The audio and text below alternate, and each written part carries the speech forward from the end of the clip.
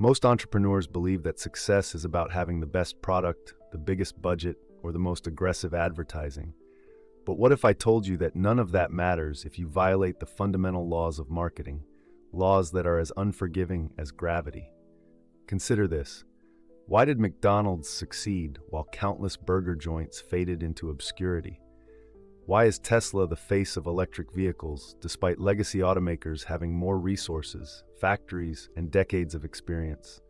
And why do certain brands, despite all logic, dominate their industries while their competitors claw for scraps? It's not luck. It's not just execution. It's strategy, specifically marketing strategy, that obeys the invisible rules shaping every market on the planet. But here's where it gets really interesting. The same laws that build empires can also destroy them. History is littered with brands that thought they could outmaneuver these principles. Brands that expanded too fast, fought the wrong battles, or diluted their identity chasing short-term gains. They didn't just struggle, they vanished. This is the untold story behind why companies rise, why they fall, and why most businesses are unwittingly digging their own graves. Today, we're unpacking the 22 immutable laws of marketing, laws that separate winners from failures, titans from casualties. And by the end of this, you'll see marketing in a way you never have before. Ries and Jack Trout didn't just write a book. They exposed a brutal reality. Businesses don't fail because of bad ideas. They fail because they ignore the immutable principles that govern perception, positioning, and the way consumers make decisions. The real shock? Most companies, big and small, are breaking these laws right now, thinking they're outsmarting the system. Imagine you're stranded in a desert, dying of thirst. A vendor appears with two options, one bottle labeled Coca-Cola and another generic cola you've never heard of. Which do you reach for? Instinctively, you grab Coke. Not because it tastes better, not because it's cheaper, but because it was the first. The law of leadership states that it's better to be first in a category than to be better. The first brand to plant its flag in a consumer's mind owns that space forever. Think of FedEx in overnight shipping, Gillette in razors, or even Google in search. Sure, there are competitors, DHL, Schick, but they will always be playing second fiddle. But what if you're not first? What if the throne is already occupied? That's where the law of category changes the game. If you can't be the first in a market, create a new category where you can be first. Red Bull wasn't the first soft drink, but it was the first energy drink. Canon didn't try to beat Nikon in professional cameras. It created the consumer-friendly DSLR category. Tesla wasn't the first car company, but it became the first premium all-electric brand. This is why trying to be the best is a fool's game. No one cares who the second person was to fly across the Atlantic. No one remembers the second smartphone on the market. The goal isn't to compete. It's to carve out a space where competition doesn't exist.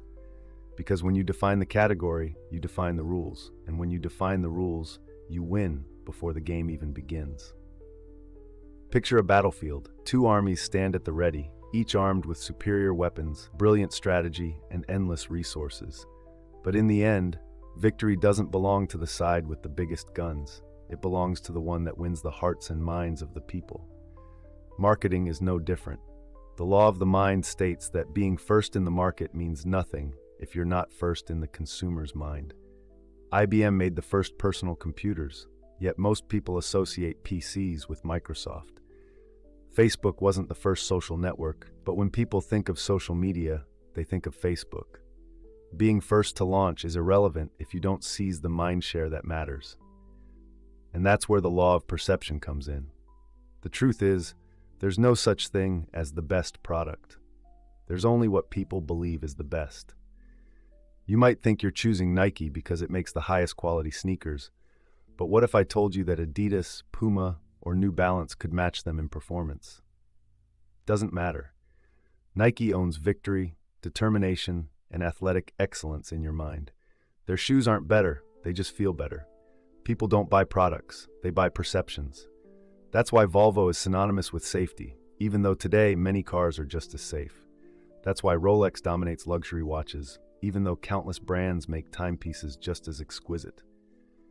The battle isn't fought in factories or boardrooms, it's fought in human psychology. So forget reality. If your brand isn't shaping perception, someone else is shaping it for you. Imagine trying to cut through steel with a flashlight. No matter how bright it is, it won't leave a scratch. But take that same light, concentrate it into a laser, and suddenly you can slice through solid metal. That's the power of focus. The law of focus states that the most powerful brands own a single word in the consumer's mind. Not a paragraph, not a slogan, just one word. FedEx owns overnight, BMW owns driving, Subway owns healthy fast food. When a brand dominates a word, it doesn't just create an association, it creates an empire. But here's where most businesses go wrong. Instead of sharpening their focus, they dilute it. They add more products, more services, more messaging, thinking that more equals better. It doesn't. It equals confusion. The moment you try to stand for everything, you stand for nothing. And that brings us to the law of exclusivity. Once a word is taken, it's gone. You cannot own the same word as your competitor. No matter how hard Pepsi tries, it will never own cola the way Coca-Cola does. No car company can take safety from Volvo. If you chase after a word that another brand has already captured, you don't strengthen your position, you weaken it. The solution? Stop trying to outdo your competitors on their terms. Find your own word, own it, dominate it. Because in marketing, the sharpest blade wins. Picture a ladder. Each rung represents a brand in a customer's mind. At the very top, the category leader, the one people think of first. Below them, the runner-ups, each fighting for a smaller piece of the pie. This is the law of the ladder. Your marketing strategy isn't just about who you are. It's about where you are. If you're at the top, your job is to reinforce your dominance. If you're second or third, your strategy must acknowledge that reality. Avis knew it wasn't number one in car rentals.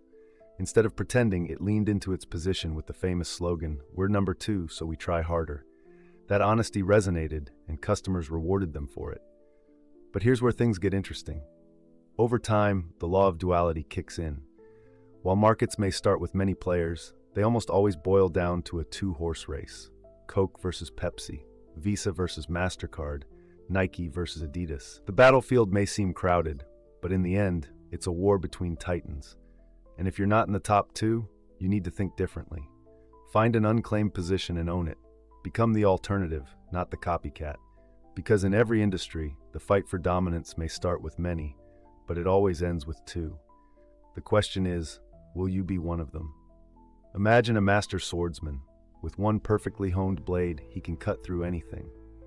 Now imagine he trades that blade for 10 dull knives, swinging wildly in every direction. That's what happens when a brand forgets the power of focus and falls victim to the law of line extension. When a company becomes successful, the temptation is always the same. Expand, diversify, add more products, reach more customers. But growth for the sake of growth is a trap. The more you stretch your brand across multiple categories, the weaker it becomes. Take Levi's, once synonymous with denim. They tried launching suits, customers were confused, sales tanked. The brand that once stood for rugged, reliable jeans became undefined. And this brings us to the law of sacrifice. In marketing, you can't be everything to everyone. You must give up something to gain something greater. McDonald's sacrificed gourmet dining to dominate fast food. Rolex sacrificed affordability to own luxury. Southwest Airlines sacrificed first-class seating to offer the lowest fares.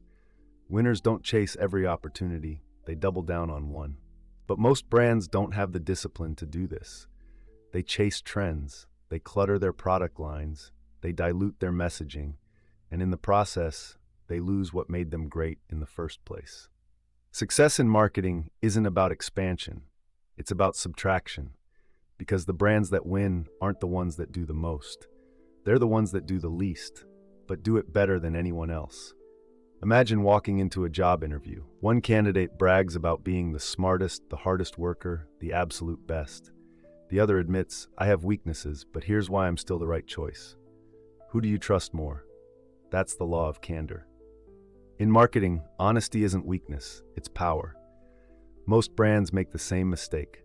They hide their flaws, exaggerate their strengths, and pretend to be perfect. But perfection isn't believable. Admitting a weakness makes a brand human, authentic, and most importantly, trustworthy. Avis wasn't the biggest car rental company, so they leaned into it. We're number two, so we try harder. It worked. Listerine tasted terrible, but instead of apologizing, they owned it. The taste you hate twice a day. Customers respected the honesty. By acknowledging their flaw, these brands turned it into an advantage. And this brings us to the law of attributes. Every dominant brand owns a primary attribute, but the mistake most competitors make? Trying to beat them at their own game. That never works. If one brand owns an attribute, you need to claim the opposite. If Coca-Cola is traditional, Pepsi becomes youthful. If Crest owns cavity prevention, Colgate focuses on whitening. If one brand is premium, another wins by being affordable. The market isn't about being better, it's about being different. Because when you try to compete on the same strength as the leader, you don't take their customers, you reinforce their position. But when you own an opposing attribute, you create a reason for customers to choose you instead. Marketing isn't about proving you're the best, it's about proving you're the right choice for someone. And sometimes, the most powerful way to do that is by telling the truth no one expects. Short-term wins are like sugar rushes, quick, satisfying, and ultimately destructive. Brands obsessed with immediate gains often don't realize they're setting themselves up for long-term failure. This is the law of perspective. What works today can ruin you tomorrow. Discounting is a perfect example. Slash prices and sales skyrocket. Sounds great, right? But fast forward a few months, customers are now trained to expect discounts, and full-price sales collapse. The brand's reputation shifts from premium to cheap, and profitability erodes. What started as a smart move turns into slow poison. Look at fast food chains that chased short-term sales with massive menu expansions. At first, variety attracts customers, but over time, operations become inefficient, service slows, and quality drops. The long-term effect? Declining customer loyalty, shrinking margins, and a weakened brand. That's why marketing isn't just about playing the game, it's about seeing 10 moves ahead. And that leads us to the law of unpredictability. The brutal truth, no company can predict the future. Markets shift, trends die, technology evolves. The biggest mistake businesses make is assuming they know what's next. They don't. Once upon a time, oil companies thought energy dominance was forever. Then electric cars came. Tech giants laughed at online retail until Amazon rewrote the rules. Legacy brands dismissed social media marketing until those who embraced it became category kings. Rigid, long-term marketing plans are a death sentence. The brands that survive aren't the ones that bet on certainty. They're the ones that stay flexible, adapt fast, and rewrite their strategy as reality changes. The future is chaos. The only winning move? Embrace it. In war, victory isn't won through 1,000 scattered attacks. It's won with a single decisive strike, the one move that shatters the enemy's defenses. Marketing works the same way. This is the law of singularity. The most successful brands don't succeed by doing everything. They succeed by doing one thing incredibly well. Look at Domino's. They didn't try to make the best pizza, the most gourmet ingredients, or the most diverse menu. They focused on one thing: speed. You get your pizza in 30 minutes, or it's free. That single bold promise reshaped the entire fast food industry. Meanwhile, companies that spread themselves too thin, offering every product, targeting every customer, trying every strategy, end up lost in the noise. Apple didn't try to build every kind of computer. They focused on design and user experience. Tesla didn't start with mass-market vehicles. They focused on high-end electric cars first. The biggest moves in marketing aren't broad strokes. They're precise, calculated strikes. And yet, even with the perfect strategy, failure is inevitable.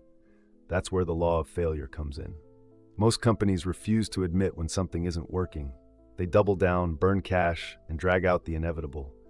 But the smartest brands, they kill bad ideas fast.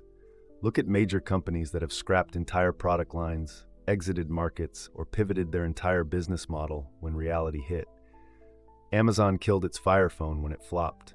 Coca-Cola admitted failure with New Coke and reversed course.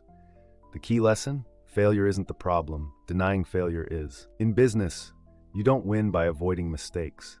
You win by recognizing them early, cutting your losses, and shifting your strategy before it's too late. Because in marketing, survival isn't about getting everything right. It's about knowing exactly when to walk away. When a company is everywhere, plastered across headlines, hyped by influencers, and promising to change the world, people assume it's destined for greatness. But here's the paradox. The more something is hyped, the more likely it is to crash and burn. This is the law of hype. Real revolutions don't start with fireworks. They start quietly, with real innovation. The brands that scream the loudest about how game-changing they are, they're usually compensating for something. The ones that actually change the game, they don't need hype, because their impact speaks for itself. Think about companies that launched with massive media frenzies, only to disappear as quickly as they arrived. Hype sells an illusion of success, but it can't create real market value. The brands that last don't win through PR stunts. They win by actually solving problems. And that brings us to the law of acceleration. Trends can be explosive, but businesses built on trends rarely survive. A brand that skyrockets overnight usually collapses just as fast. Sustainable success isn't about chasing hype. It's about building momentum that compounds over time. Look at the difference between fads and movements. Fads explode and vanish. Think of diet crazes, toy sensations, or viral apps that burn out within months. But true, lasting movements like the shift toward electric vehicles, streaming, or cloud computing grow steadily, gaining strength year after year. The key to longevity? Don't chase temporary spikes. Instead, focus on long-term fundamental shifts in consumer behavior. Because businesses that build fast often fail fast. But businesses that build right, they don't just survive, they define the future. Brilliant ideas don't win in business. Neither does passion. Neither does sheer determination. The real fuel behind every dominant brand? Money. This is the law of resources. Even the best marketing strategy in the world is useless without financial firepower. To capture a market, you need to invest, not just in advertising, but in distribution, branding, and relentless execution. Look at the biggest players in any industry. Did they rise to the top just because they had the best product? No. They had the resources to push that product into the market over and over until it became impossible to ignore. Amazon didn't just become the e-commerce king because of its selection. It spent billions on infrastructure, logistics, and marketing to make sure no competitor could catch up. Tesla didn't succeed simply because it built great electric cars. It raised capital, secured government incentives, and outspent rivals in key areas like battery production and charging networks. Most businesses underestimate this. They assume a great product will sell itself. It won't. The world is too noisy, and customers are too distracted. You need a war chest to fight for their attention. This is why companies that dominate industries don't just have great ideas, they have deep pockets. And those that don't, they might have the potential to win, but without the funding to fuel their vision, they'll never leave the starting line. In marketing, hope isn't a strategy. Money is.